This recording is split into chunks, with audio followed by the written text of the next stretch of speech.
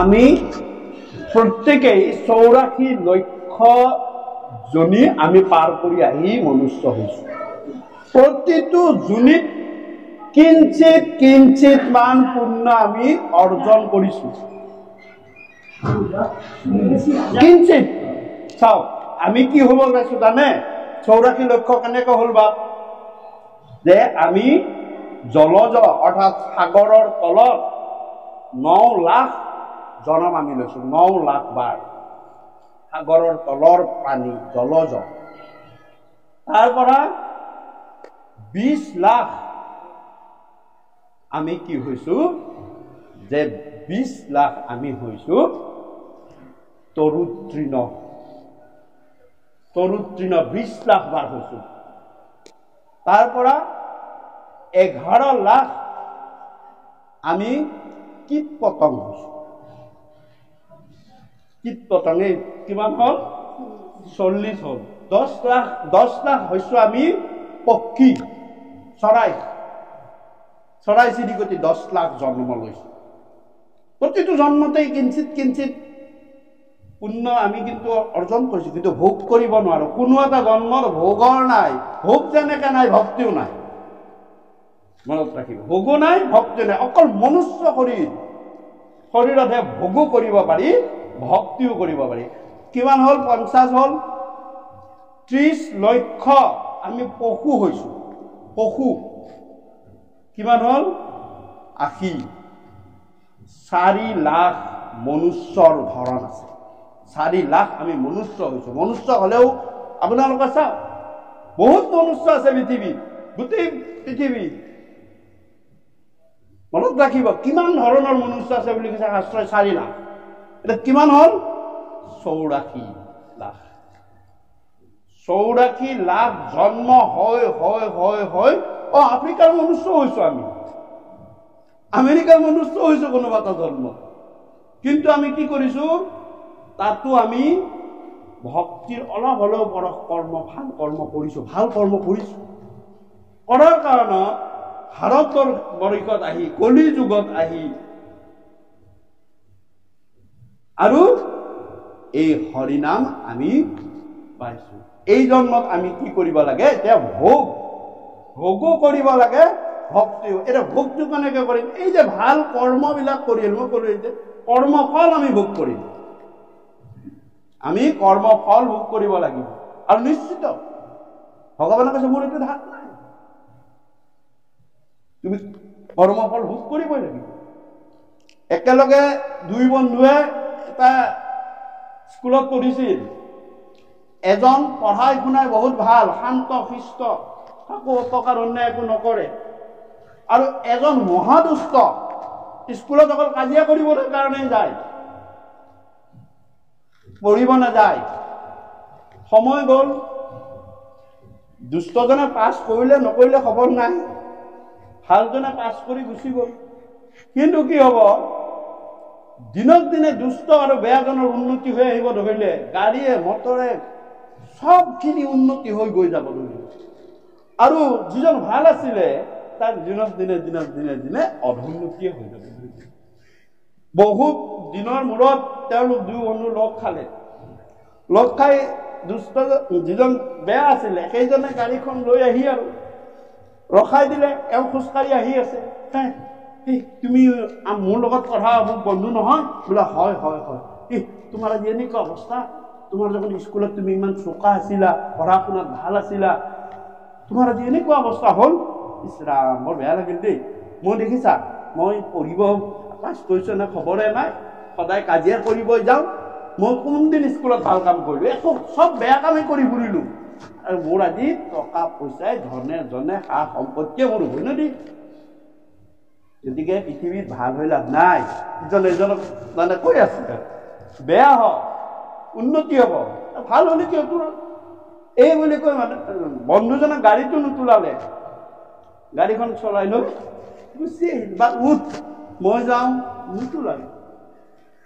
তেতিয়া ই লগে লগে ডিচিশ্যন এটা ল'লে বোলে হয় মোৰ চকুৰ আগত দেখা কথা ভাল হৈ কি লাভ মই ভাল হইলো মোৰ আজি দুখেই দুখ সি বেয়া আছিল তাৰ সুখেই সুখ যা এই মুহূৰ্তৰ পৰা মই বেয়া হৈ যাম এই মুহূৰ্তৰ পৰা এই বুলি বেয়া হম বুলি ভাবি প্ৰথম খোজটো দিয়াৰ লগে লগে মস্ত এডাল হুলত ভৰিখন সোমাই গ'ল ধচকে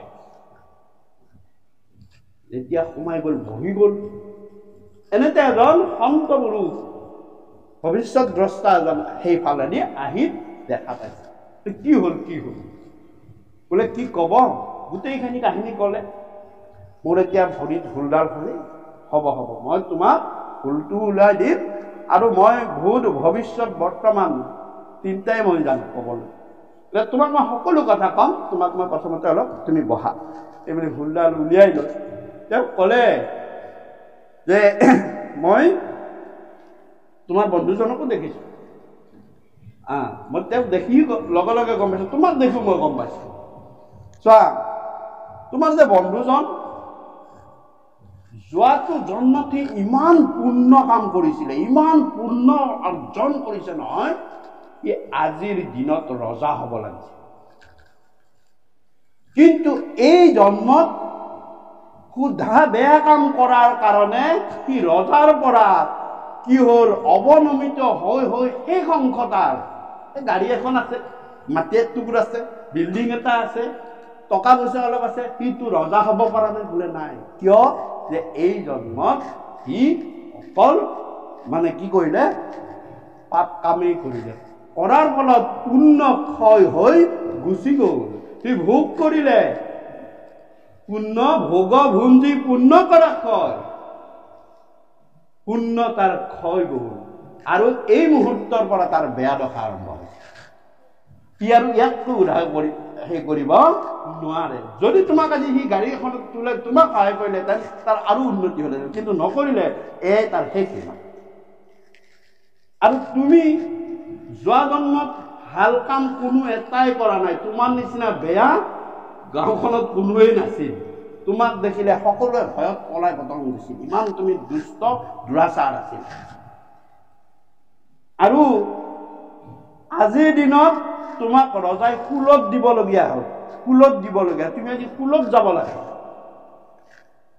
কিন্তু তুমি এই জন্মত কোনো বেয়া কাম কাৰো অপকাৰ কাৰো অনিষ্ট নোহোৱাকে খুব শান্ত সমাহিত হৈ চলি থকাৰ কাৰণে ভগৱানে তোমাক কুলত নিদি হুলত দিয়ালে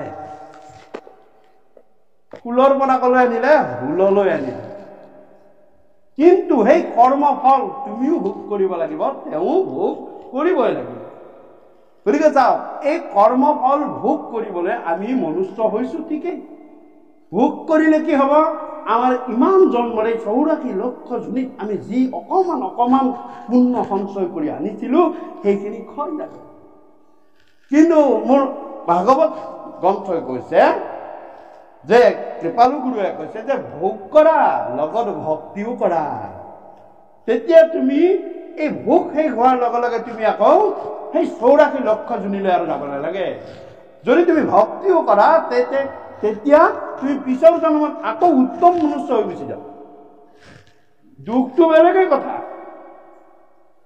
এয়া হৈছে কৰ্মফল ভগৱন্ত পুৰুষে কৈছে মোৰ সখা বিপ্ৰৰ কৰ্মফল সেই কৰ্মফল আছে কাৰণে মই তেওঁক সহায় কৰিব নোৱাৰো কৰ্মফল ভুগিবই লাগিব মোৰ এক পুতি চাউল খাইছে নহয় সেই চাউল খোৱাৰ ধাৰ যেতিয়ালৈ নমৰে তেতিয়ালৈ মই তেওঁক একো কৰিব নোৱাৰো নিজৰ লক্ষ্মীয়ে কৈছে স্বামী দিয়ক আপোনাৰ সখা বদনাম নহয় আপোনাৰ ভকতে ইমান দুখ পাই থাকিব মানুহে কি ক'ব আপোনাক নকৰিব নহয় কৰ্মফল তেওঁ ভোগ কৰিবই লাগিব আৰু যিয়ে কৰ্ম কৰিছে তেওঁই তেওঁৰ ফল ভোগ কৰিব লাগিব নিজৰ পৰিবাৰৰ সৈতে ল'লেও নহ'ব নিজেই ভগৱন্ত পুৰুষে সেই এক মুঠি চাউল দিয়াৰ পিছত তেওঁৰ কৰ্মফল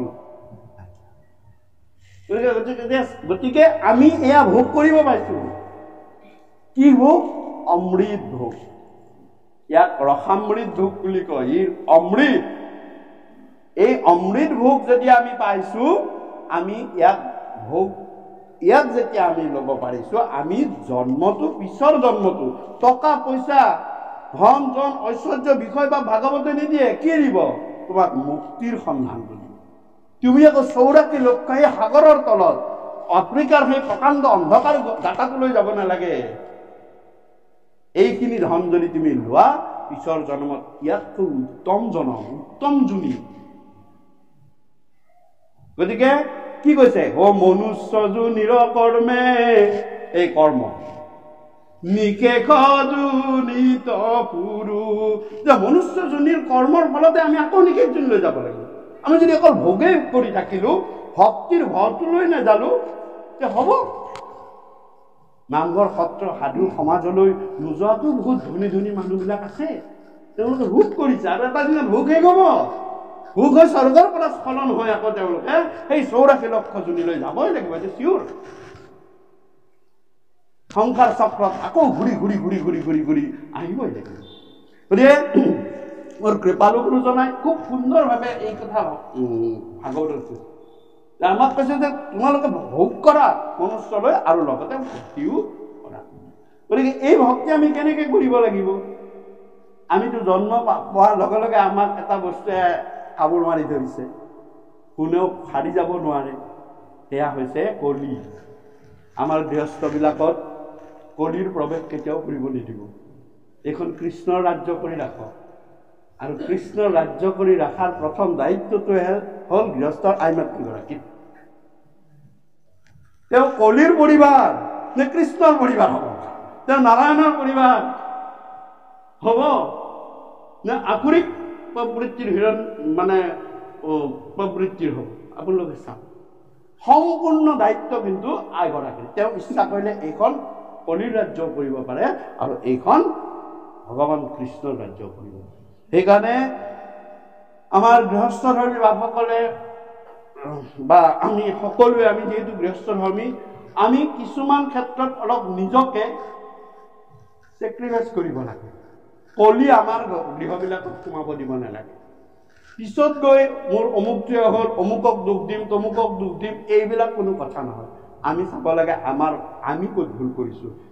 কৃপালু গুৰুৱে ভাগৱত মহাধৰ্মত এই বিষয়ে খুব সুন্দৰভাৱে কৈছে, খুব সুন্দৰভাৱে। ৰাম জয় জয় কৃষ্ণ যাৰ স্মৰণ মঙ্গল, জাগ যোগাদিৰ হৰি নামে মহাফল।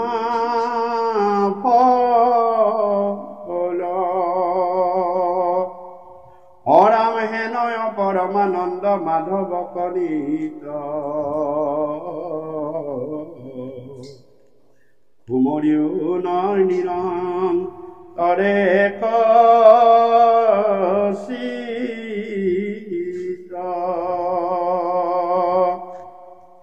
হে ৰাম কৃষ্ণ কথায় অমৃত পিয়ু সাৱধানে, কৰিও যতন যাবে প্ৰাণ থাকে মানে। ঘোৰ কলি যুগে মলমতি মনুষ্যৰ, নাহি আন ধৰ্ম হৰি কীৰ্তনত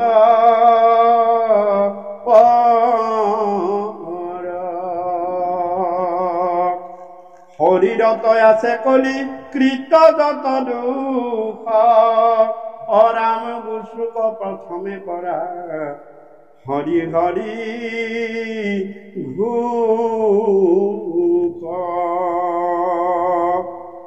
কৃষ্ণৰ চৰণে কৰি অশেষ প্ৰণতি,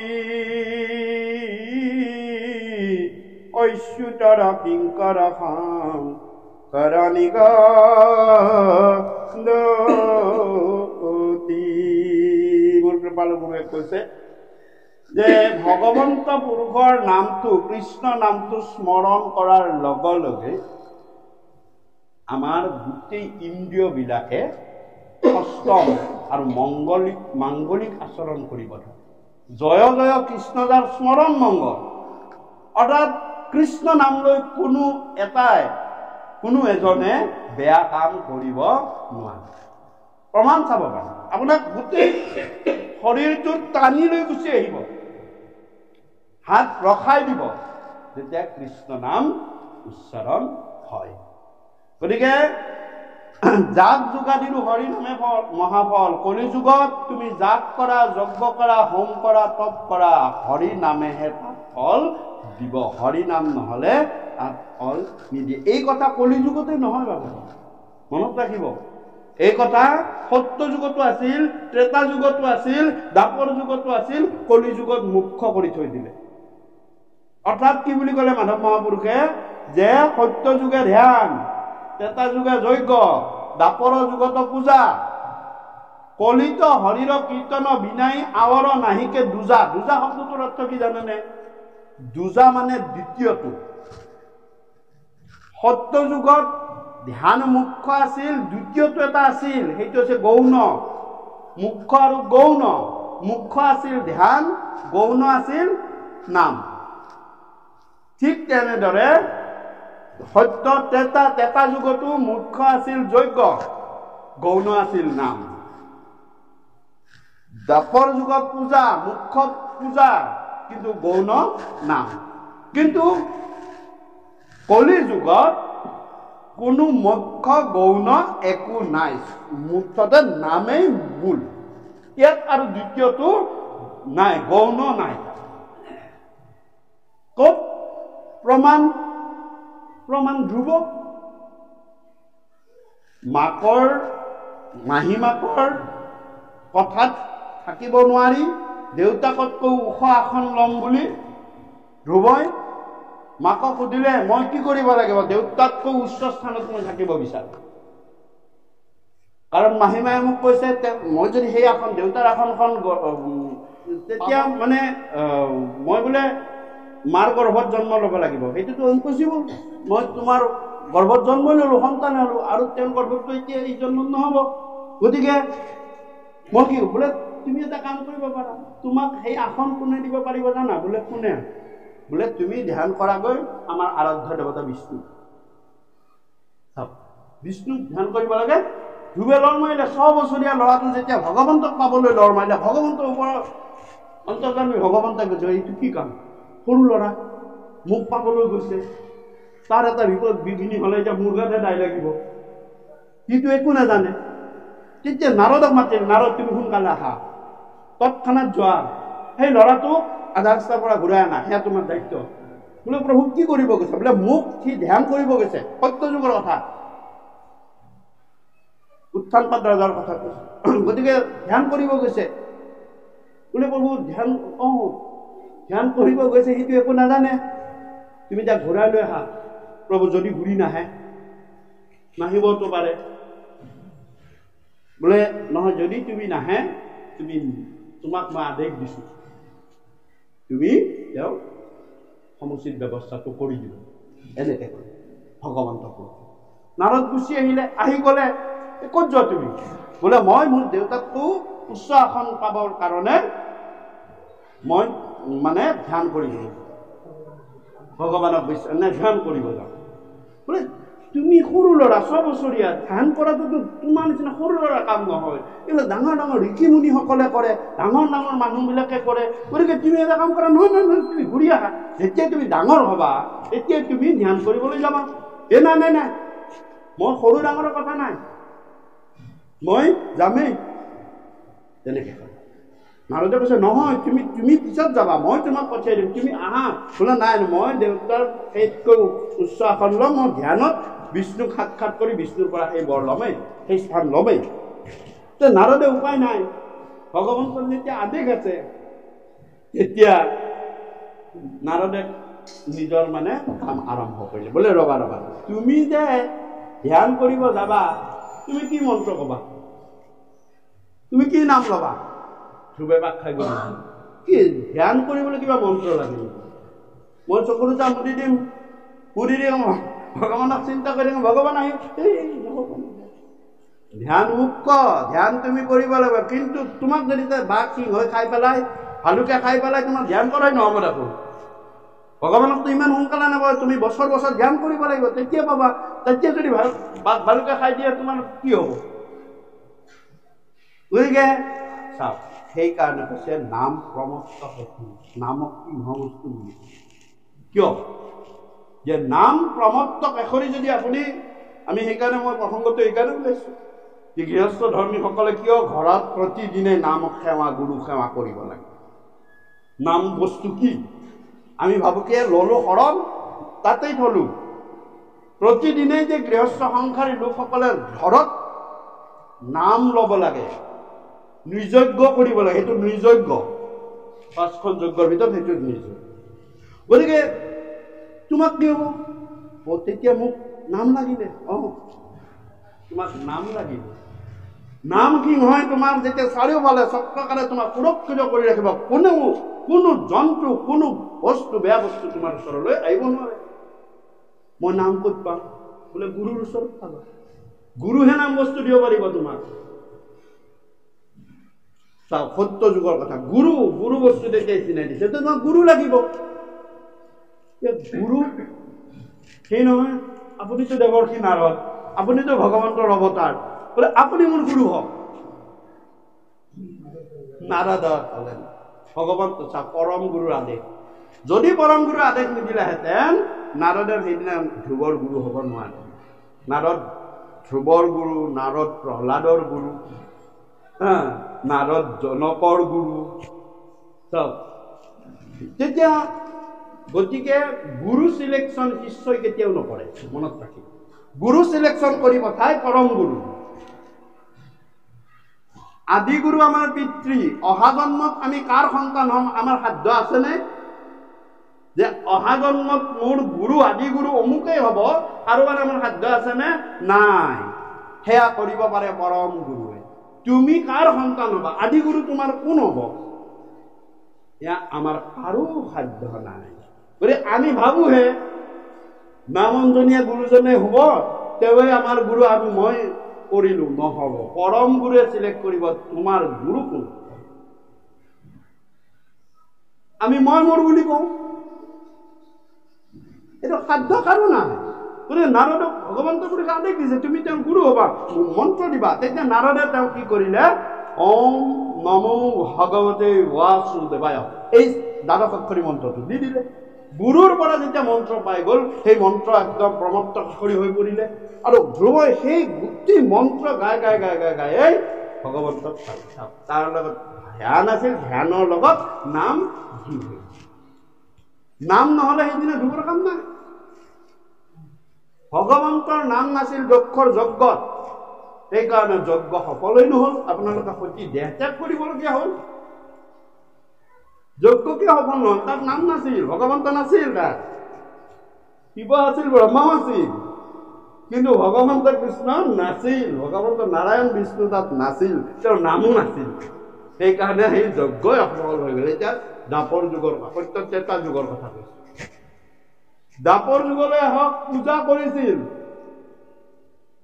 কিন্তু ভগৱন্তৰ নাম নহ'লে পূজা একো কামেই কোনো কামেই দিছিল ভগৱন্তৰ কৃপা নহ'লে। যেনেকুৱা বিপ্ৰবিলাকক লগত লৈ সত্ৰাজিতে মণিটো, শ্যামন্ত মণিটো পূজা কৰিলে। শ্যামন্ত মণি গোটেই সত্ৰাজিতক মাৰিলে, প্ৰসেনজিতক মাৰিলে, সিংহক মাৰিলে। চাওক, আৰু ভগৱন্ত পুৰুষৰ মই কৈছো নহয় যে কৰ্মফল, ভগৱানে কৈছে ময়ে কৰ্মফল ভোগ কৰিছো। শ্যামন্ত মণিটোৰ লগত ভগৱন্তৰ কৰ্মফল আছে। তাত কি যে ভগৱন্ত পুৰুষ, সূৰ্য বংশৰ মৰ্যাদা পুৰুষ শ্ৰীৰামচন্দ্ৰই আইমাতৃ সীতাক লাষ্টত কি কৰিছিল? বদনাম দিছিল নে? আছিল নে নাই? সীতাৰ অভিয়াত ভগৱন্তক দিছে যে অহা জন্মত তুমি বদনাম পাব লাগিব। শ্যামন্তক মণিৰ কাৰণে ভগৱন্ত পুৰুষে বদনাম পালে। কৰ্মফল নিজে ভোগ কৰি দেখাইছে।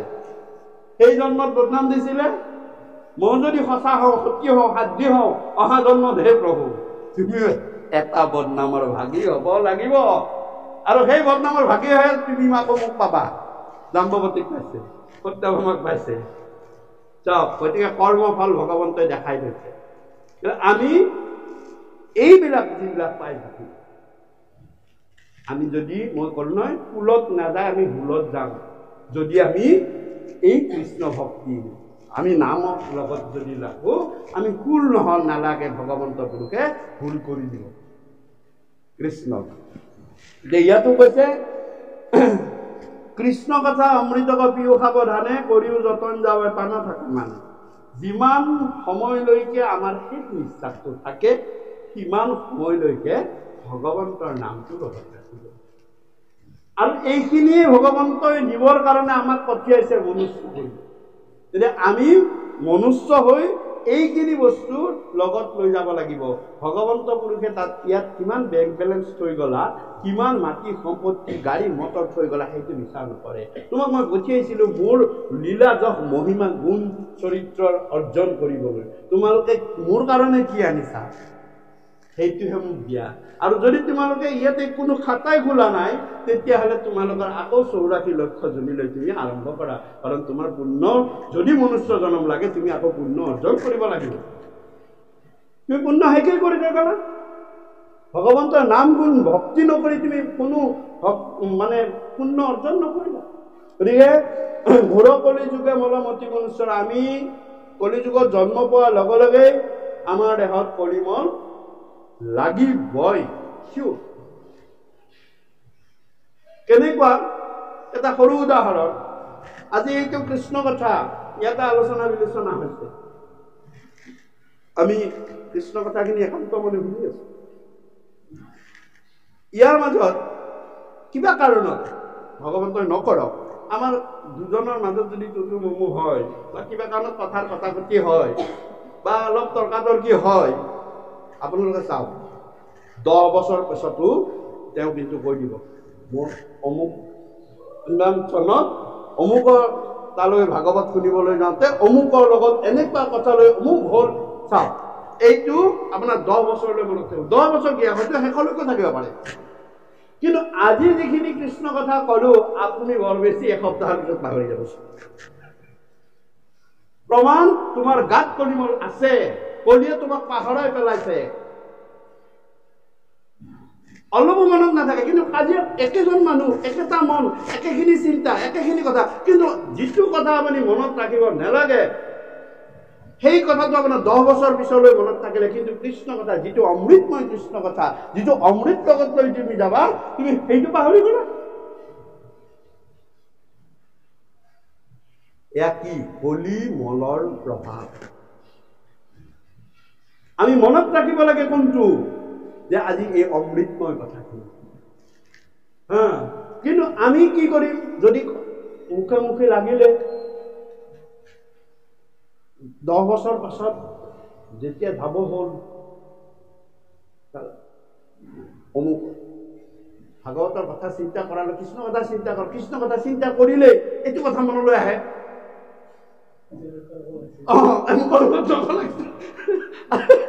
এইটো কথা মনলৈ আহে, বছ তৰ্ক লাগিছে, ভালকে দুআষাৰ ক'ব নাপালো, সেইটো ক্ৰোধ থাকি গ'ল, খংটো থাকি গ'ল, খংটো থাকি গ'ল, ক্ৰোধ। আৰু 5 তলা বনালো, ৰদ দুডাল উলিয়াই থৈ দিছো, আশা কামনা, আৰু 1 তলা বনাম, মই নমানো। ৰদ উলিয়াই থোৱা মানে কি? ৰদ উলিয়াই থোৱা মানে কি? আশা কামনা, যে আৰু 1 তলা বনাম। তুমি সামৰিব পৰা নাই যে প্ৰভু তোমাৰ কৃপাত এইখিনি হ'ল, প্ৰভু যি হয় পিছত তুমি কৰিব, মোৰ এইখিনিয়ে শক্তি, আৰু এইখিনিয়ে শক্তিৰে মই এইটি গৃহটি বনালো। আৰু কিন্তু আশা ৰদ দুডাল উলিয়াই থৈ দিছো মই, এয়া হৈছে কামনা। এই দুটা লৈ আমি যদি মৰো, মনত ৰাখিব পিছৰ জনমত তুমি সৰীসৃপ বৃশ্চিক বিষধৰ পানী হবলৈ তুমি সাজু হৈ থকা। ও কাম কুধ কুটা, কুকুৰ বুলি কৈছে ইয়াত, কামুৰি খাই বিষ বিষয় বিষ লাগি জীৱ যায়। যদি তুমি এই কামনা আৰু ক্ৰোধৰ বিষ লৈ তুমি যদি মৰিবলগীয়া হ'ল, এই দেহ এৰিবলগীয়া হ'ল, তেতিয়া পিছৰ জন্মত ৰজা ভৰতৰ দৰে, ভৰতে কিহৰ কথা চিন্তা কৰি মৰিছিল? হৰিণৰ কথা। সেইকাৰণে পিছৰ জন্মত হৰিণ হ'ল। ৰজা পৰীক্ষিতে শুকক সুধিছে, ময়ো যদি মৰিবৰ সময়ত সাপডালৰ কথা চিন্তা কৰি কৰি কৰি মৰো, ময়ো পিছৰ জন্মত সেই গুৰু সাপ হ'ব লাগিবচোন।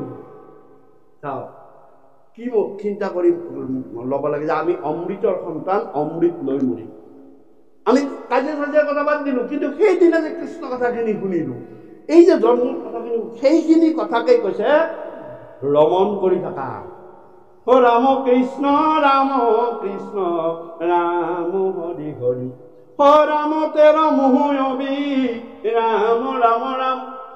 অবিৰাম ৰামক ভ্ৰমণ কৰিলে তোমাৰ কি হ'ব? তুমি মৃত্যুলৈ ভয়টো নাইকিয়া হ'ব। মই ৰামক অবিৰত ৰমণ কৰি আছো, মোৰ একো চিন্তা নাই। মৃত্যু আহক মৃত্যু, মই মৃত্যুৰ কাৰণে চিন্তা নকৰো, কাৰণ মই অমৃত মোৰ লগত আছে। এয়া হৈছে ৰসৰ অমৃত। আৰু এই কলি মল আমাৰ এই এনেদৰে মনৰ ভিতৰত। গতিকে মোৰ কৃপালু গুৰুৱে কৈছে যে নাহি আন ধৰ্ম হৰি কীৰ্তনত পথ, ঘোৰ কলি যুগে মলমতি মনুষ্য। মনটোৱে আমাক সদায় বেয়াটোহে চিন্তা কৰাই ৰাখে, স্মৰণ কৰাই। কি স্মৰণ কৰাব লাগে? কৃষ্ণ নাম। তাৰমানে আমি মনৰ দাস, আমি মনৰ দাস হ'ব নালাগে, মন আমাৰ দাস হ'ব।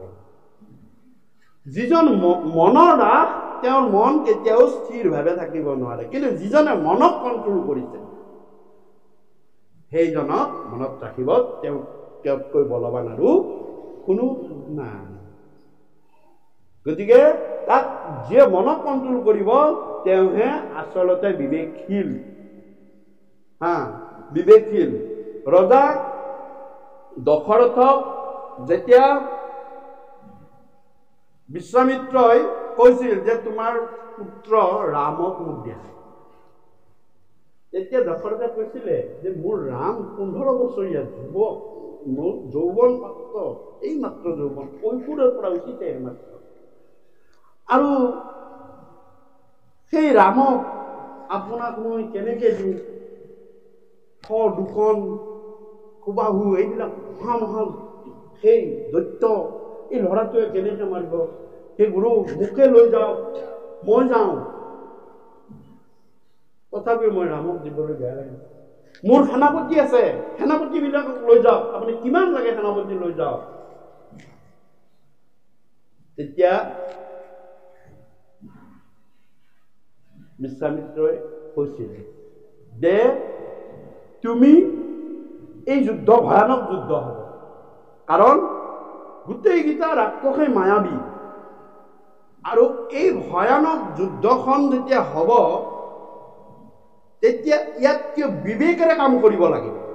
মায়াবী বিলাকক বিবেকশীল হ'ব লাগিব। যে বিবেকশীল তেওঁহে কামটো কৰিব পাৰিব। তুমি ভয়াতুৰজন কেতিয়াও বিবেকশীল হ'ব নোৱাৰে। মনৰ তেওঁ অধীন হ'ব, মনে তেওঁক চলাব, মনক তেওঁ চলাব নোৱাৰে ভয়াতুৰ। আৰু 2 নম্বৰ, তুমি যে সেনাপতিসকলৰ কথা কৈছা, 5জন সেনাপতিৰ কথা কৈছে, এই সেনাপতি 5জন কিন্তু বিৰাট অহংকাৰী বিলাক বিবেকশীল নকৰে। কিন্তু ৰামদেৱ তেতিয়া কৈছে যে মোৰ পুত্ৰ শ্ৰীৰামচন্দ্ৰ কেনেকুৱা, আপুনি কেনেকে বিবেকশীল বুলি জানিলে? বোলে চাওক, যে 4টা বস্তু এটা মানুহৰ গালৈ যদি এটাও আহে নহয়, সি উন্মাদ হৈ পৰে। 4টা বস্তু কি? 1 নম্বৰ যৌৱন আহিলে মানুহ ভাল বেয়া উন্মাদ হৈ পৰে, পাগল হৈ যায় যৌৱন যদি। 2 নম্বৰ ধন, টকা পইচা আহিলে মানুহ উন্মাদ হৈ যায়, তাকো চিনি নোপোৱা হয়। 3 নম্বৰ সম্পত্তি যেতিয়া আহিব, তেতিয়া কাকো চিনি নোপোৱা হয়। আৰু 4 নম্বৰ 4 নম্বৰ হৈছে ক্ষমতা, প্ৰভুত্ব।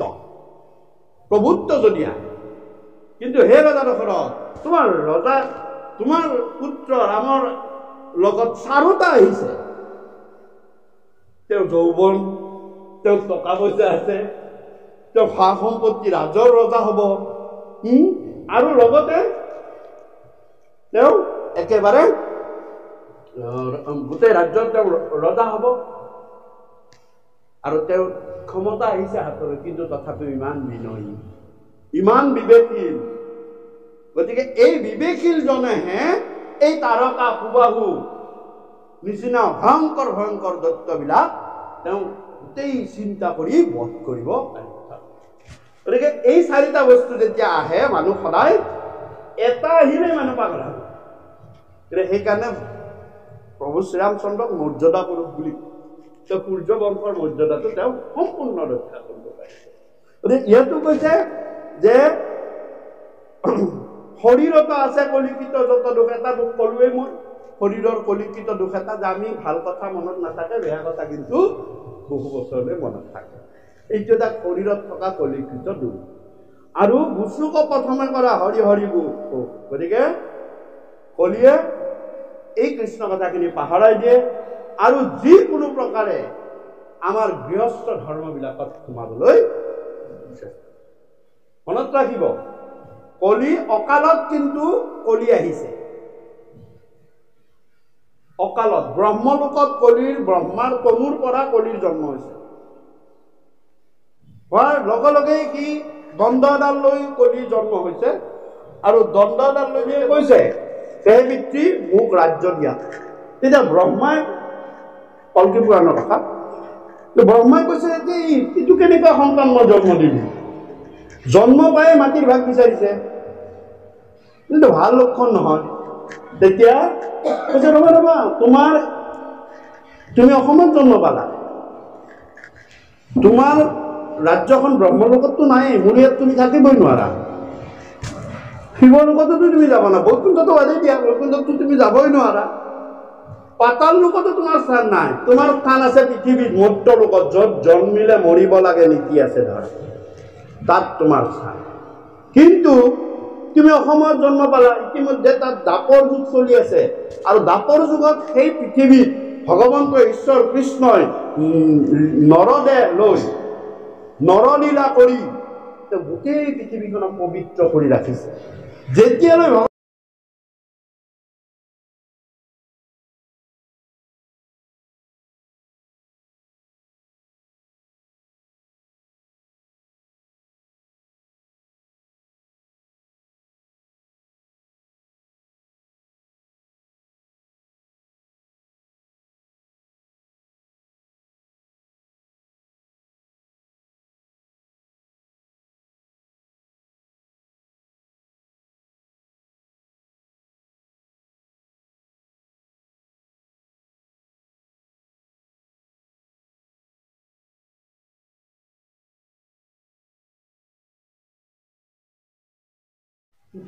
পুতেকে পিতাকৰ কথা নুশুনাটো কলিৰ প্ৰথম চাইন। কলিযুগত যিমানে সময় গৈ আহিছে, পুত্ৰবিলাকে পিতৃৰ কথা নুশুনা হৈ আহিছে, এয়া কলিৰ দুৰ্প্ৰভাৱ। কলি নিজেই নুশুনিলে, অকালত কলি আহি ভগৱন্তৰ ভয়ত, য'ত য'ত ভগৱন্ত নাযায়, য'ত য'ত ভগৱন্তৰ ভকত নাযায়, সেইবিলাক জাগাত লুকাই থাকিলে। অন্তৰ্যামী ভগৱন্তই চব জানে, কি নাজানে? তেওঁ দেখিছে কলি আহিব, কলিটো আহিব সময় হোৱা নাছিল। তেতিয়া ভগৱন্তই ভাবিলে যে কলি আহিলে ভালে হ'ল, মোৰো যাব হৈছে। ভগৱন্তৰ ইচ্ছা যে ক'ত ক'ত লুকাই থাকিলে, যে কলি আহি লুকাই থাকিলে মদিৰাত, মদত। সেইকাৰণে ভগৱন্ত পুৰুষে মদ খুৱাই নিজৰ যদুকুল ধ্বংস কৰি পেলালে। কলি লুকাইছিল, কোনেও নাজানিছিল। গতিকে কলি দাপৰ যুগতে সেই মদত স্থাপন হৈছে। পিছত পৰীক্ষিতে আৰু দিছে, তুমি সেইখিনি আগৰ পৰাই তুমি থাকাই জাগা, মই তোমাক নাথাকিবলৈ নকওঁ। মদ খুৱাই নিজৰ কুৰু নিজৰ যদু কুল ভগৱন্ত পুৰুষে ধ্বংস কৰিছে। মদ্যপান কৰি যিটো গৃহ প্ৰৱেশ হয়, কলিকতা পুৰাণত আছে, মিতিৰালি কৰি কলি সিটো গৃহে হয়। মদ্যপান কৰি যদি গৃহস্থ ধৰ্মী বাপজনাই গৃহত প্ৰৱেশ কৰে, তেতিয়াহ'লে মিতিৰালি কৰি কলিয়ে কলিৰ ৰাজ্যৰ পৰা লগত গুচি আহে, আহি নিজৰ ঘৰখনত সেই বাপজনৰ ঘৰখনত সোমাই লৈ এটা টাইমত উলিয়াই তাক পঠিয়াই দিয়ে, যা মোৰ ৰাজ্যৰ পৰা খাই লৈ মাতাল হৈ আহি তোৰ শান্তিৰ ৰাজ্যখনক শান্তি কৰি। 2 নম্বৰ, যে জুৱা পাশা খেলত আছিলে কলি। সেইকাৰণে ধৰ্মৰাজ যুধিষ্ঠিৰৰো সেইদিনাখন জুৱা খেলিবলৈ মন গ'ল কাৰণে বিদুৰে ভকতে বাধা দিছে, নাযাবা যুধিষ্ঠিৰ, বেয়া হ'ব। কিন্তু যিহেতু ধৃতৰাষ্ট্ৰই বৰদেউতাকে মাতিছে, তেওঁৰ কথা অমান্য কৰিব নোৱাৰে, ৰজাৰ আদেশ অমান্য কৰিব নোৱাৰে, আৰু নোৱাৰি জুৱা পাশা খেলিবলৈ আহিল। সেই জুৱা পাশা খেলাৰ মনটোৱে গোটেই কুৰুকুল ধ্বংস কৰি দিলে। কুৰুকুল ধ্বংস কৰি দিলে। মনত ৰাখিব, কলি ক'ত সোমাই আছিল? গতিকে জুৱা পাশা খেলত কলি তাত সোমাই। তাত গ'লে তোমাৰ লগত কলি আহিব, কোনো কথা নাই। আৰু 3 নম্বৰ, যে স্ত্ৰীৰ মুক্ত কেশত,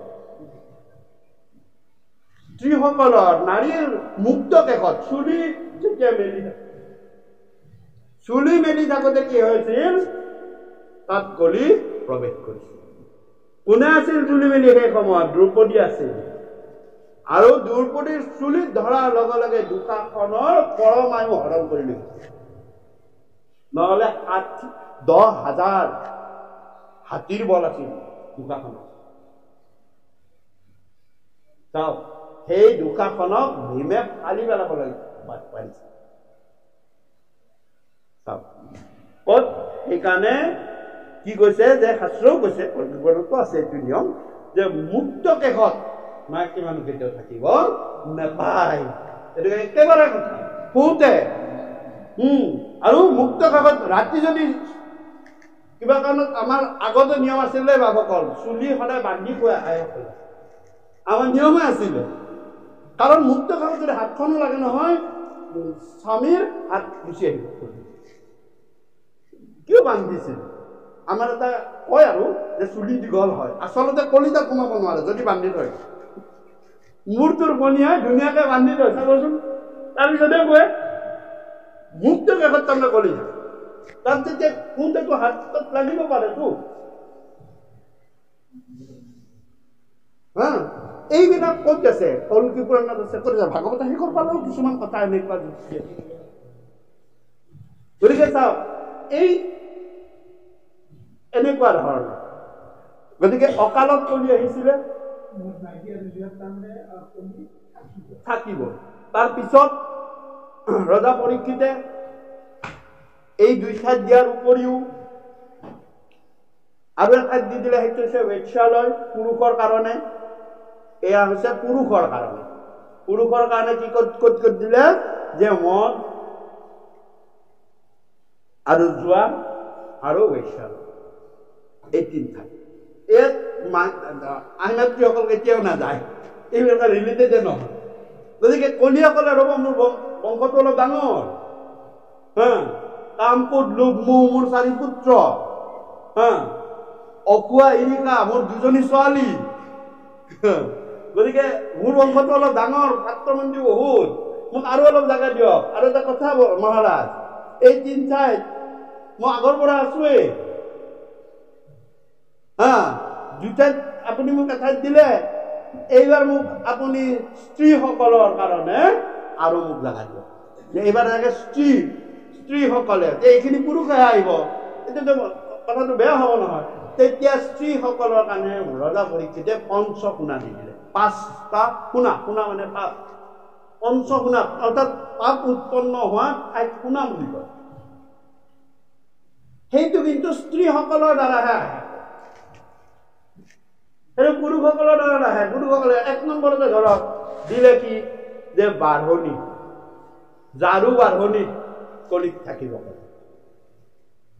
কি কলে ঝাৰু বা বাঢ়নিত তুমি থাকিবা সেইকাৰণে ঝাৰু বা বাঢ়নিত ধৰা মানে ঝাৰুত ধৰা মানে কলিৰ হাতত ধৰা ঝাৰুডাল এৰি দি একো বস্তুৱেই নুচুব নাকটো নুচুব সেইফালেও যাব পাৰে লগে লগে হাত ধুব হাত ধুইহে যিকোনো বস্তু এইটো স্ত্ৰী পঞ্চগুণা বুলি কয় স্ত্ৰী আখৰটো ইয়াতে আছে ভাগৱততে আছে স্ত্ৰী পঞ্চগুণা স্ত্ৰী আখৰটো কি আছে স্ত্ৰীহে কাম কৰে ঝাৰু আমাৰ মতা মানুহে আমাৰ নালাগে খুব নোৱাৰাধে আৰু কিবা এটা চাফা কৰিলো বুলি বেলেগ কলো কিন্তু হ'লেও আমি হাত ধুবই লাগিব তেওঁসকলে ধুব লাগিব আমি হ'লেও ধুব লাগিব ঝাৰু চোৱা মানে কলিৰ হাতত এক নম্বৰ ঝাৰুত দিম দুই নম্বৰ দিলে পতা পাতপুত পিছনি পুখনি বুলি ক'লে পুখনিত দিলে বোলে পুখনিত কেনেকে থাকিবা যে যদি ব্যৱহাৰ কৰাৰ আগত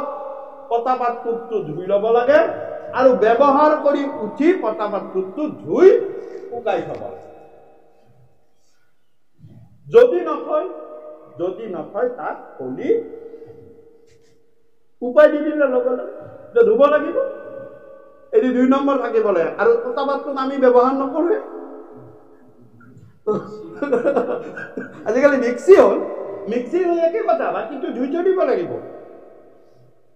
এক হাততে শুকান জলকীয়া কৰিছিলো পিছত পিঠাগুৰি খুন্দিলে লাগিলে নহয় জ্বলা হাঁহকাৰ লৰাই খাই গ'ল হাঁহকাৰ লাগিলে এখন কাট দিয়া চাওকচোন কেনেকে গুচি গ'ল তাক যদি ধুই থৈ দিয়ে একে কথা মিক্সিও একে কথা পিছনি তাৰপিছত 3 নম্বৰ দিলে আজিকালি কমি গ'ল সেইটো হৈছে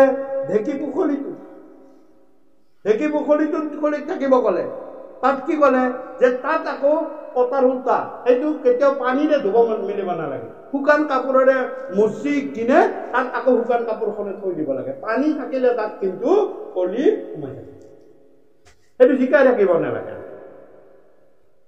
এটি 3 নম্বৰ 4 নম্বৰ দিলে 4 নম্বৰ ক'ত দিলে যে জলকুম্ভ মানে পানী থোৱা পাত্ৰ যাৰটো জলকুম্ভ তাতো পানী থওঁ বটলটো পানী খোৱা বটলটো যাৰটো কলহটো বাল্টিংটো এইকেইটা কৈছে যে এইকেইটা কেতিয়াও খালী নাৰাখিব যদি খালী হৈ থাকে তেতিয়া তাত কলি সোমাই দুৱাৰ মুখতে এগৰাকীয়ে জাৰটো থৈছে কিন্তু পানী নাই বাপজনে বহুত দূৰৰ পৰা ঘূৰি গৰমত আহিছে ডিঙি চিঙি শুকাই গৈছে জাৰটো তুলি লৈ ওপৰ ফালে দিছে চাইছে পানী চানী নাই খং উঠিলে নহয় দিনৰ দিনটো কি কৰি আছে ইয়াতে পানী একদম থব পৰা নাই নে লাগি গ'ল কন্দন কলিয়া জাক সোমাই আছিলে ৰজা পৰীক্ষিতৰ নিচিনা মাথাত চৰি গ'ল লাগি গ'ল হাহাকাৰ এগৰাকীৰ কামখিনি বৰ্ণনা দিব বাপজনে ক'ব ইমান এইখিনি কৰিব পৰা নাই মই মানুহটো কন্ত শুকাই আহিছো খেতি পথাৰৰ পৰা আহিলেতো আৰু বেলেগ কাণ্ড হৈ যায়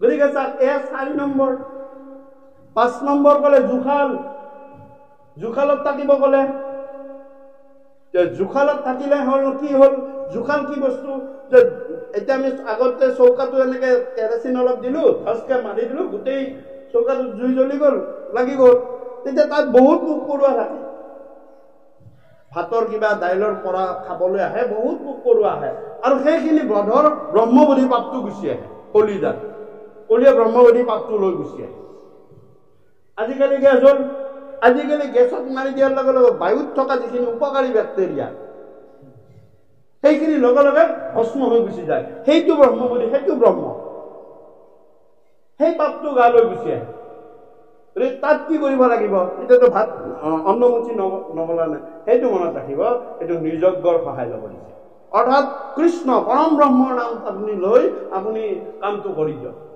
তাত অন্ন ব্ৰহ্ম সিদ্ধ কৰিব গৈছে পৰম ব্ৰহ্মৰ নাম লওক কৃষ্ণ বুলি কৈ আপুনি মেচটো কাঠিটো মাৰক লাইটাৰটো জ্বলোৱাৰ লগে লগে যত যিমান ব্ৰহ্মবোধি পাপ আছে ভগৱন্ত পৰম ব্ৰহ্মই তোমাৰ গাত কোনো কথা নাই এই 5টা ধৰণৰ যদি কৰে কথা হলে কোনেও নুশুনিলে দেখোন পৰিচয় নহয় অন্ন যেতিয়া সিদ্ধ কৰিবলৈ যায় তাত ভগৱন্ত পুৰুষে কি কৰিছে যে এগৰাকী দেৱী আৰু 3জন দেৱতা ৰাখি থৈ দিছে সাক্ষী হিচাপে। তুমি কি ভাৱত অন্নটো ৰান্ধিছা সেই ভাৱটো তাক সোমাই গৈ তোমাৰ যিমান অন্ন ল'ব, তোমাৰ স্বামী, ল'ৰা, ছোৱালী, তিৰোতা যত যিমানে অন্ন লয় সেই ভাৱটোৱে ক্ৰিয়া কৰিব। তাৰ পৰা তুমি হাৰিব নোৱাৰা। এয়া তোমাৰ কৰ্মৰ ফল তোমাৰ ৰিফ্লেক্টেড হ'ব তোমাৰ সতি সন্ততিৰ দ্বাৰা। তোমাৰ 4জনৰ কোনে? অন্ন ব্ৰহ্ম হয়। ব্ৰহ্ম 4বিধ। এয়া হৈছে অন্ন ব্ৰহ্ম। অন্ন ব্ৰহ্মই আমাৰ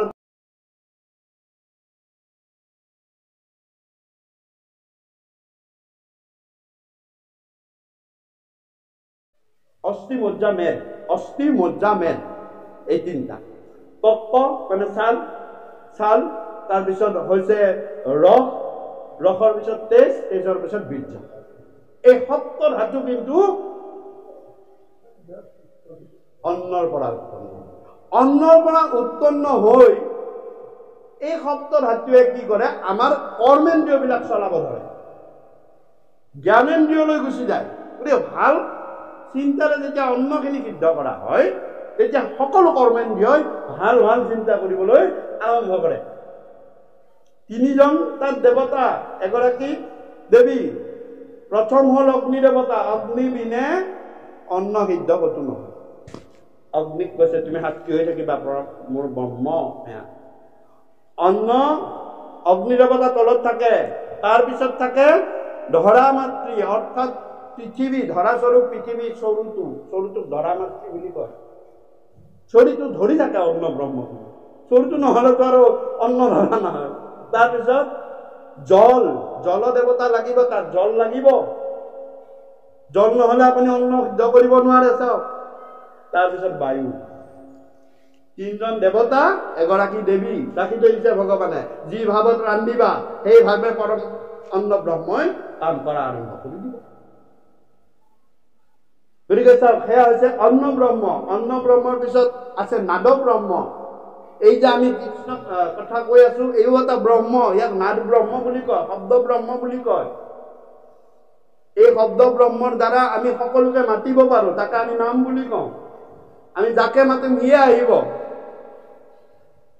আৰু তাৰপিছত আছে জীৱ ব্ৰহ্ম।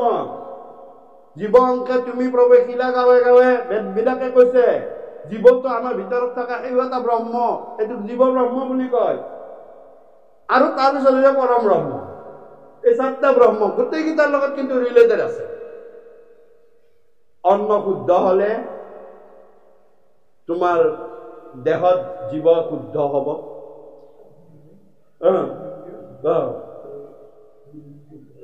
কৰ্মেন্দ্ৰিয় জ্ঞানেন্দ্ৰিয় তোমাৰ শুদ্ধ হ'ব। জীৱভাৱ যেতিয়া শুদ্ধ হ'ব তেতিয়া তোমাৰ পৰম ব্ৰহ্মই জীৱ ব্ৰহ্মৰ কথাটো চিন্তা কৰিব। গোটেই ৰিলেটেড।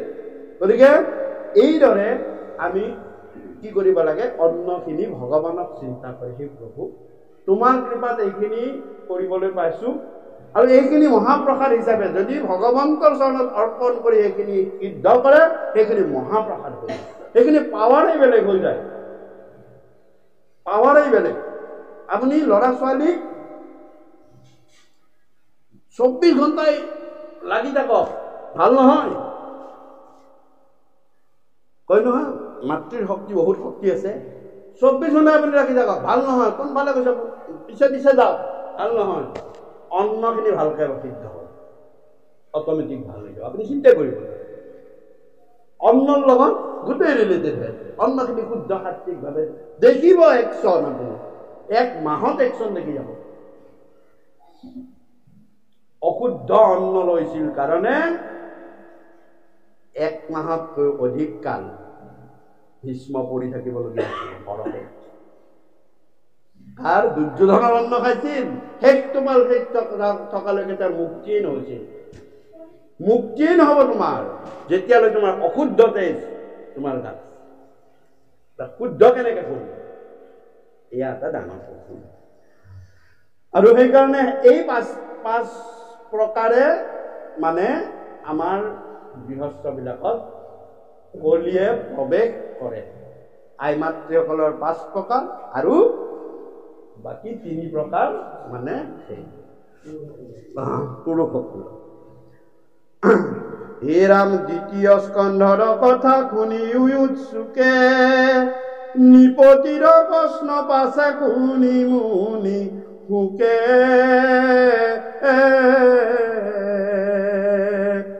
ৰাম কৃষ্ণ পদ পংকজক হৃদয়ত ধৰি দিলন্ত সিদ্ধান্ত তাংক সাধুৰ বাদ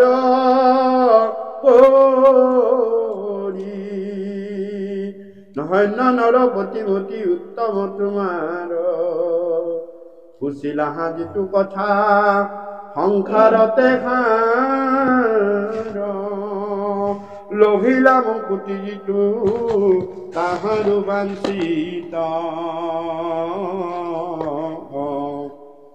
হে ৰাম মুখৰ সাধন ইটো জগতৰ হিত। গতিকে যে হে ৰাজন তোমাক মই সাধুবাদ কৰিছো, সুখ মহামুনিয়ে কৈছে, কাৰণ তুমি তৰণৰ উপায় হিচাপে তুমি কৃষ্ণ কথা শুনিবলৈ আগ্ৰহ কৰিছা। তোমাৰ দুখ হৈছে, মৃত্যুলৈ ভয় হৈছে, আৰু তুমি কৃষ্ণ কথা শুনিবলৈ যেহেতু তুমি আগ্ৰহ কৰিছা, গতিকে তোমাক মই সাধুবাদ কৰিছো।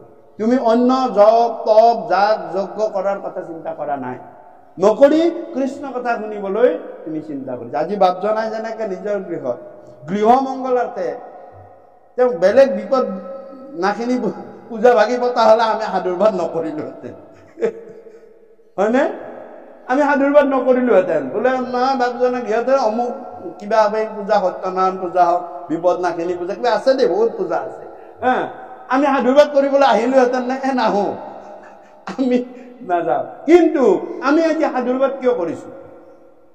যে আমি এই কাৰণে হৃদয়ত ভগৱন্ত পুৰুষৰ 6জন ভকতক স্থাপন কৰি, 12জন বৈষ্ণৱক স্থাপন কৰি, আৰু 14 বৈকুণ্ঠৰ পাৰিষদ স্থাপন কৰি আমি আপোনাক সাধুবাদ সকলোৱে কৰিছে, কাৰণ আপুনি কৃষ্ণক সন্মুখ কৰাবলৈ আমাক বিচাৰিছে, আমাক কৃষ্ণৰ মুখামুখি কৰাব বিচাৰিছে, কৃষ্ণ গুণানুচৰিত্ৰ কৰিবলৈ বিচাৰিছে।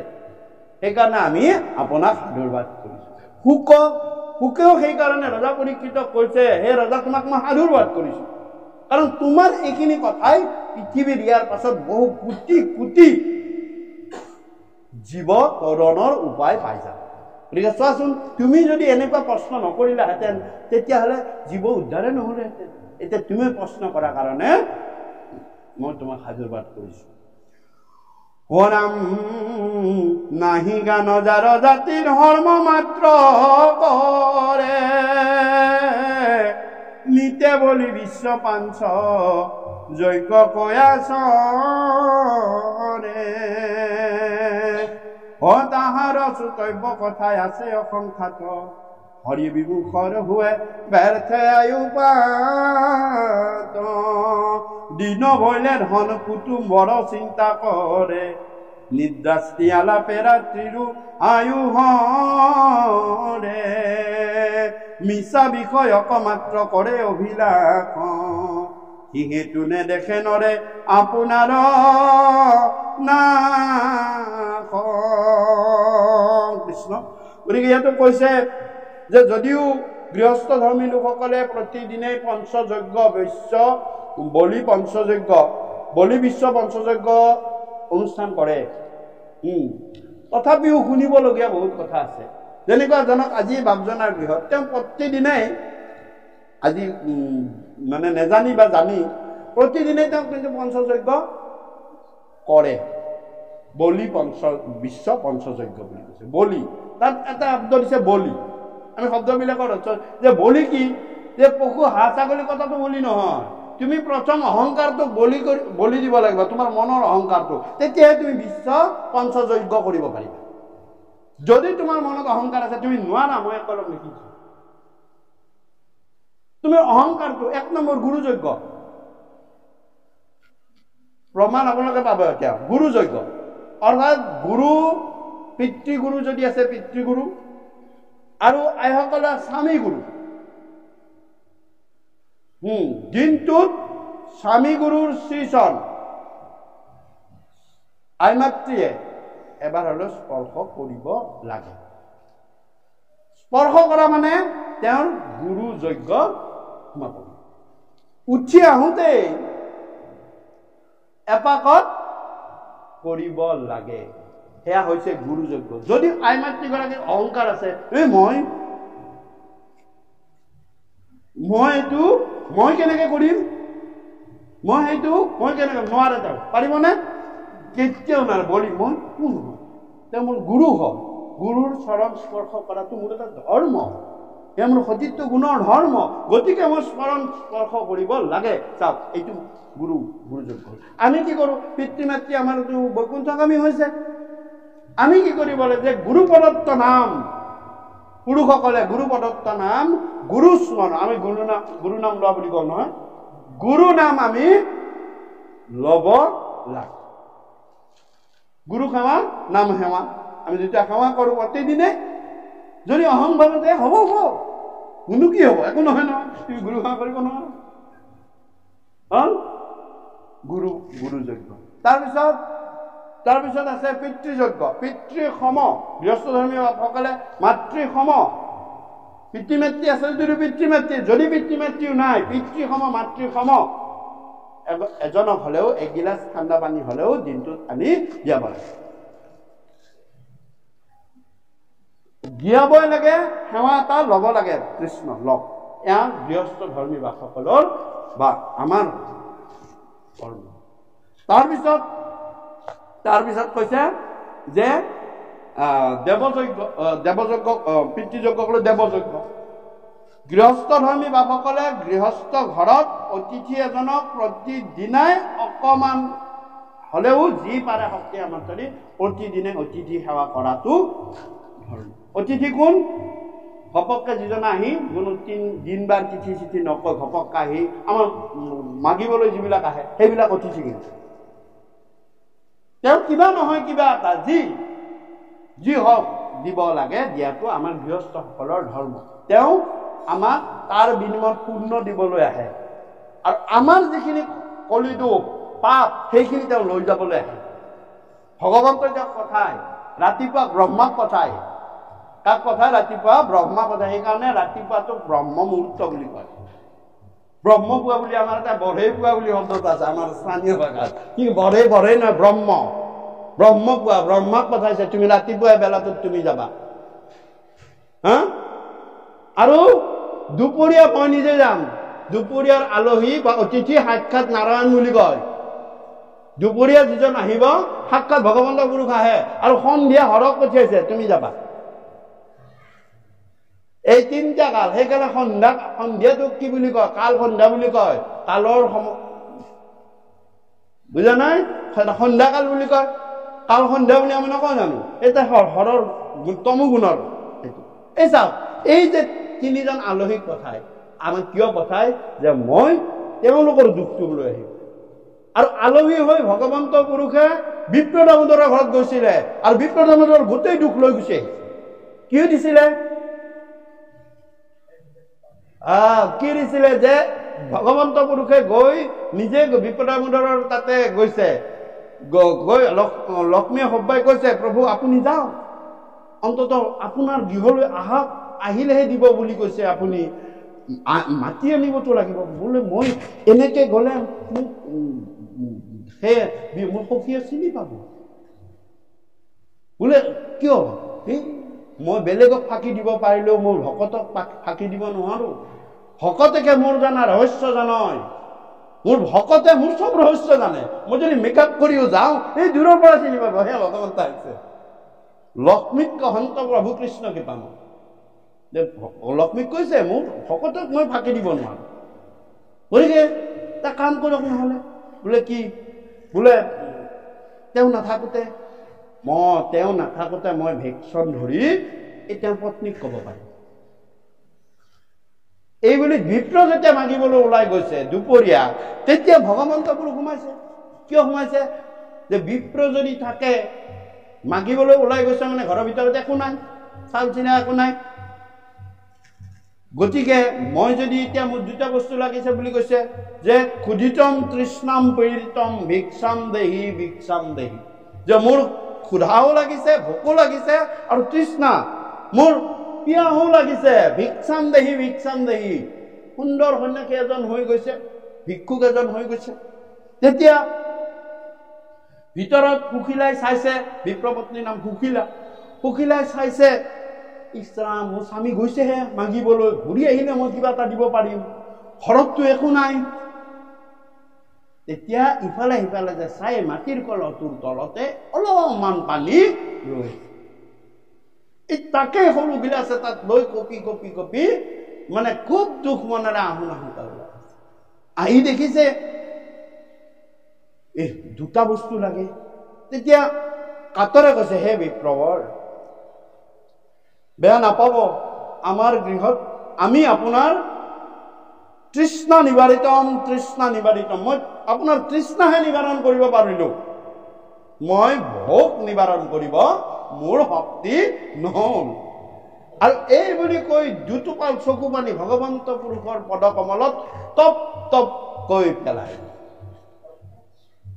তেতিয়া ভগৱন্ত পুৰুষে ভাবিলে, নহব, মই এওঁলোকৰ গোটেই দুখ এতিয়া লৈ ল'ম আৰু তেওঁক মই কুমতি দিম। চাওক, কিয় একো নাই, পানী গিলাচ আনি দিছিলে। পৃথিৱীত সুবিধা পালে মনুষ্য, পৃথিৱীত দিলে মনুষ্য হৈ সুবিধা পাইছো, তিনিটা বস্তু যদি সুবিধা দান কৰাৰ সুবিধা পায় কেতিয়াও না নকৰে। শক্তি চাই ভক্তিৰে। এক হৈছে অন্ন, যদি তুমি অন্ন দান কৰা তোমাৰ জীৱনত ভগৱন্ত পুৰুষে কেতিয়াও অন্নৰ অভাৱ নিদিয়ে। তোমাক কৰবাত মৰুভূমিত যাও, ভগৱানে তোমাক অন্ন তাত মিলাই দিব। সাগৰৰ মাজত যাও, ভগৱন্ত পুৰুষে তাতেই তোমাক অন্ন মিলাব।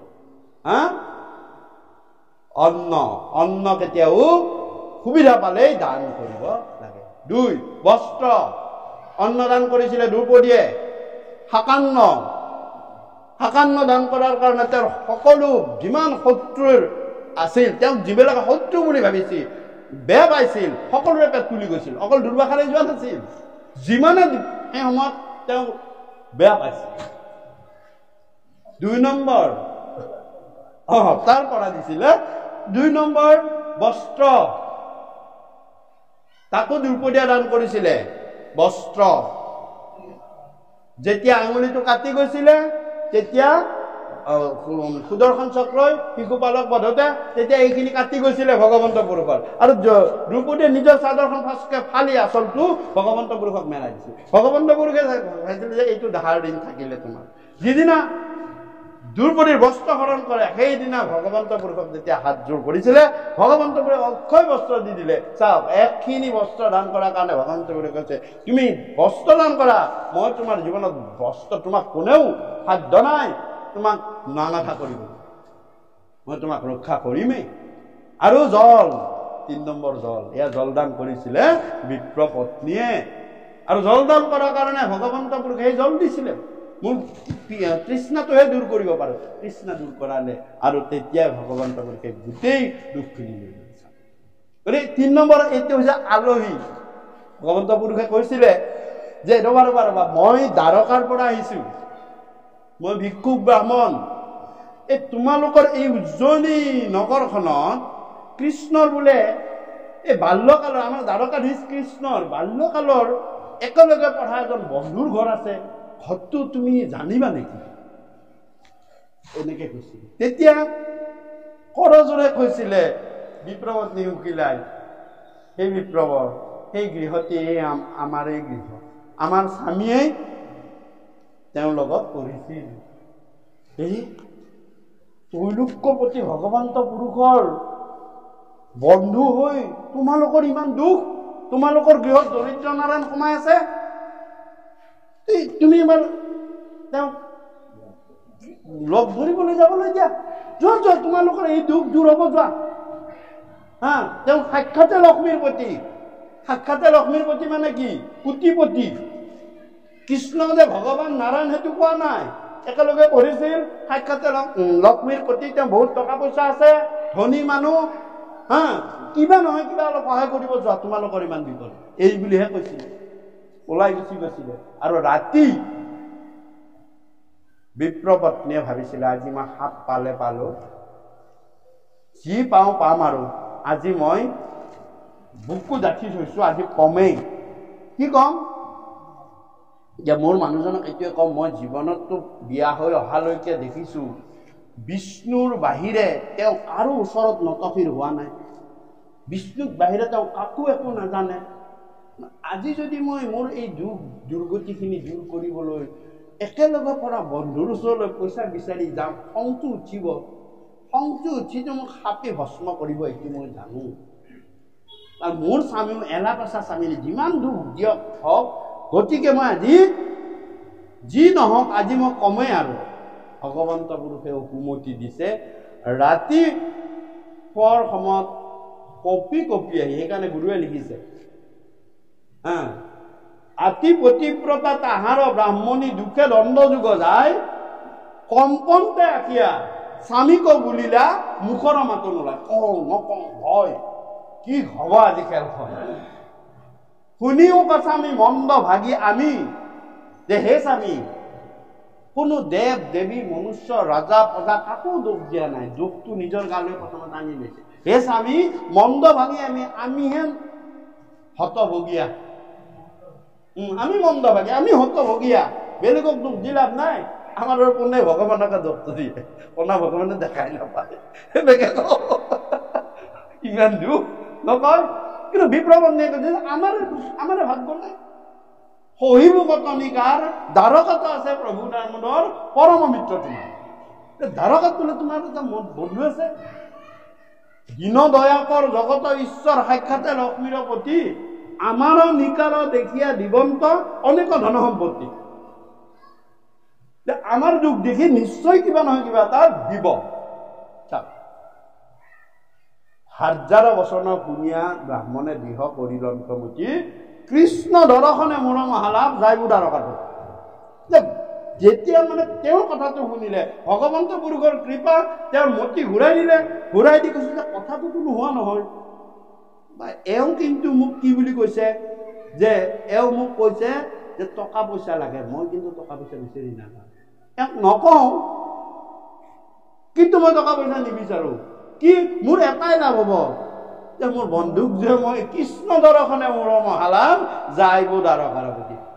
মোৰ পত্নীয়ে নাজানে, তেওঁক এবাৰ দেখাৰ লগে লগে সকলো মনোবাঞ্ছা পূৰ্ণ হৈ যায়। মোৰ দৰ্শন, মোৰ তাতে বেলেগ কামনা নাই। এবাৰ ভগৱানক দৰ্শন কৰিলে তুমি সকলো, তুমি অন্তৰ্গামী, ভগৱান কি কৰি আছে গম পাই। গতিকে মোৰ তাতে মহালাভ, গতিকে মোৰ বন্ধুক চাবলৈহে মই যাম, মই নাযাওঁ, মই পইচা টকা নিবিচাৰো, আৰু নিবিচাৰি যাম। গতিকে এনেদৰে আমাক গৃহস্থ সকলক আমাক দেখাই দিছে যে কেনেকে আমি গৃহস্থখন সুখে শান্তিৰে ৰাখিব পাৰো। এইবিলাক সাৱধানতা অৱলম্বন কৰিলে আমাৰ কোনো ধৰণৰ অসুবিধা নহয়। হৰিত মুখামুখি হবলৈ যদি সুবিধা পাইছা, হৰিত মুখামুখি হোৱা। এইটো কথা মই কলো, তিনিটা যজ্ঞৰ কথা কলো নহয়। এইটো কি হ'ল যে গুৰু যজ্ঞ, পিতৃযজ্ঞ, তাৰপিছত অতিথি বা দেৱযজ্ঞ। আৰু দেৱৰ কথাটো মই আৰু এটা বহুত দেৱৰ বিষয়ে বহুত ক্লিয়াৰিফিকেশ্যন দিবলগীয়া হয়। এই বাপ অন্য দেৱী দেৱ নকৰিবা, এইটো কথা কৈছে আপুনি, আৰু কি দেৱযজ্ঞৰ কথা কৈছে নহয়। অতিথি দেৱ ভৱ, এইটো বেদবাক্য, অতিথি দেৱতা সমান। আৰু এই বেদবাক্যটো মোৰ গুৰু বাক্য। গুৰু কৈছে, অ যদি গৃহে মহাশত্ৰু হোৱায়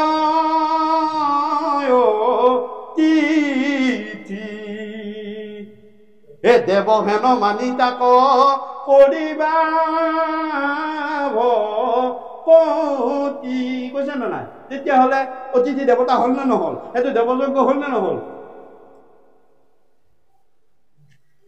গতিকে দেৱ হেন মানি তাক কৰিবা ভকতি, যদিহে অতিথি হয়, হয়নে? গতিকে চাওক, এইটো যে দেৱযজ্ঞ দিব দিছে, জল দিব দিছে আছে যদি, অন্ন দিব দিছে আছে যদি, বস্ত্ৰ দিব দিছে আছে যদি তোমাৰ শক্তি চাই ভক্তিৰ কোৱা নাই, একো প্ৰমাণ দিবলৈ শক্তি চাই। আমি মাহৰ মূৰত এখন বস্ত্ৰ দিব পৰাটো বহুত ভাল কথা। এক মাহত আমি 10টা 20টা চাৰ্ট আমি চেঞ্জ কৰোঁ, কিন্তু অতিথিৰ কাৰণে বোলে এইটো মাহত এইখিনি ল'ম, কোনোবা অতিথি আহিলে মই দিম। এটা দিনত দিম, আমি এটা নিৰ্দিষ্ট দিন চাই ল'ব লাগে, সেই দিনটোত দি দিব লাগে, অতিথি হ'ব লাগে, কাকো ক'ব নালাগে, ঘপককৈ আহিলে বোলে লৈ যাম। আমি এই অনুষ্ঠানত আপোনালোকৰ কৃপাত এই যিখিনি বস্ত্ৰ পোৱা যায়, সেইখিনি বস্তু আমি সেনেকুৱা কৰোঁ। তাৰমানে কোনোবা অতিথি আহিলে ধুতিখনকে দি দিলোঁ, চেলেংখনকে দি দিলোঁ, মনটো ভাল লাগিলে তেওঁৰো মনটো ভাল লাগিব, সেনেকুৱা কথা আৰু। গতিকে লৈ এনেকুৱাকৈ আমিও কৰিব লাগে, একো কথা নহয়। 1 মাহৰ মূৰত এখন কিবা এটা বস্ত্ৰ এখন, সেইটো মহাপূৰ্ণ কাম। ভগৱানে তোমাক কেনেকৈ মিলাব চাবচোন, কেনেকৈ মিলাব চাব, কেনেকৈ মিলাব। সিধা এটা বনাই থৈ দিব লাগে, 1 মাহত ইমান তাৰিখে মই এইটো সিধা দিম, কোনোবা এজনক দিম, আৰু এইটোৰ পৰা আপুনি নাভাবিব তেওঁৰ পৰা কিবা পাম, একো নাভাবিব, ঘপককৈ আহিব, আপুনি সিধাটো দি দিবলৈ, আজি এইটো সিধা লৈ বছ। পাৰিলে চাহকাপ খোৱালে, নোখোৱালেও কথা যে এইখিনি সুধা লৈ যাওক, আমাক ভালে কুশলে থাকিবলৈ। এইবিলাক এনেকে আমাক, এইটো কিন্তু গুৰুৰ উপদেশ দেই, মই কোৱা নাই যে হোম যজ্ঞ কৰি আপুনি সিধাটো দিছে। যদি নাই মানে কথা হ'ল সেইটো, আপুনি ভাৱটো মাতিব নালাগে, অতিথি মাতিব নালাগে, আহিব। তাৰমানে এইবিলাক প্ৰমাণ চাবলৈ আহে, ভগৱানে পঠায়, বুজা নাই। অতিথি অহাটো কিন্তু ভাগ্য, পৰম ভাগ্য বুলি কৈছো। মই ক'লো না 3টা সময়ত 3টা অতিথি আহে, ভগৱানে এইবিলাক সৃষ্টিৰ নিয়ম। আৰু তাৰপিছত ভূত যজ্ঞ। ভূত যজ্ঞ মানে 4 নম্বৰ যজ্ঞটো হৈছে ভূত যজ্ঞ। ভূত মানে এই দেওভূতৰ কথা কোৱা নাই মই, তোমাতকৈ অধোগামী জীৱ যিকোনো খুটকণ এটা হ'লেও কোনাই কোনাই দি দিয়া, দিনটো চাউল দিয়া, চৰাইকেইটাক কিবা এটা দিয়া, তোমাতকৈ অধোগামী জীৱ। তুমি মনুষ্য, জীৱশ্ৰেষ্ঠ, গাই এজনীক কিবা অলপ দিলা, চৰাই চিৰিকটিক কিবা অলপ দিলা, তোমাৰ ওপৰত ডিপেণ্ডিং নে? হা, এয়া হৈছে ভূত যজ্ঞ। চাওক, নিজৰ অহংকাৰ থাকিলে কিন্তু কৰিব নোৱাৰে, সাধ্য নাই। হা, আৰু নৃযজ্ঞ হৈছে নাম যজ্ঞ। মই ক'লোৱেই, নাম প্ৰতিটো সংসাৰী গৃহস্থত ধৰ্মত নাম উচ্চাৰণ হ'ব লাগে। অৰ্থাৎ কেনেকে, এনেকুৱা অনুষ্ঠানটো নহ'ব, প্ৰতিদিনে কৰা অসম্ভৱ, কিন্তু গুৰু প্ৰদত্ত নামখিনি পুথিৰ তলত আমি প্ৰতিদিনেই আমি ল'ব লাগে। আৰু যদি বংশত কিবা চোৱাও লাগে, এই ফেনৰ তলত হ'লেও গাটো তিয়াই আহি সেই নামখিনি ল'ব লাগে, নিয়ম নীতি একো কৰিব নালাগে, ধূপ চুপ চাকি চাকি জ্বলাব নালাগে, এইখিনি বেদৰ বিহিত নিয়ম, কিন্তু নামখিনি আহি ল'ব লাগে। একো কথা নাই, গাটো ধুই আহিলা, শুকান বস্ত্ৰ এখন, তিতা বস্ত্ৰৰে কিন্তু নাম নলয় দেই, কেতিয়াও সেইটো নকয়, তিতা বস্ত্ৰৰে নাম নলয়। শুকান বস্ত্ৰ এখন লৈ ভগৱানৰ নাম ল'লা। হে ৰাম, এই হ'ল নিযজ্ঞ। এই 5টা যজ্ঞ কৰে। নিতে বলি বিশ্ব পাঞ্চ যজ্ঞত কোৱা চাৰে। এই 5টা যজ্ঞ কৰিছো, তাহাৰো চতুৰ্থ কথা আছে সংসাৰ, কিন্তু শুনিবলগীয়া বহুত কথা আছে। এই অনুষ্ঠানটো যে পাতিছো, এই তাকে কৈছে যে তাহাৰো চতুৰ্থ কথা। আজি এনেকুৱা অনুষ্ঠান পতাৰ কাৰণে আমি এইখিনি কথা আলোচনা হ'ল, আমি পঞ্চযজ্ঞ কৰি আছো, কিন্তু শুনিবলগীয়া কিন্তু বহুত কথা বাকী আছে। কেতিয়া পাম? এই যেতিয়া সাধু সংগত আমি লগ হ'ম, তেতিয়া আমি এই কৃষ্ণ কথা শুনিব পাম। কিন্তু আৰু সেইকাৰণেই বাপজনাই আমাক হৰিক মুখামুখি কৰিবলৈ এই অনুষ্ঠানটো পাতিছে। প্ৰতিদিনা পাতিব কোনেও নোৱাৰে, আমিও নোৱাৰো, বাপকলেও নোৱাৰে, হয়নে নহয়, বা বাপেও নোৱাৰে, কিন্তু এটা দিনত পাতিছে হৰিৰ লগত মুখামুখি কৰিবলৈ। যে আজি আমি সংসাৰিক কামখিনি কিছু সময়ৰ কাৰণে ৰাখি কিনে বাকী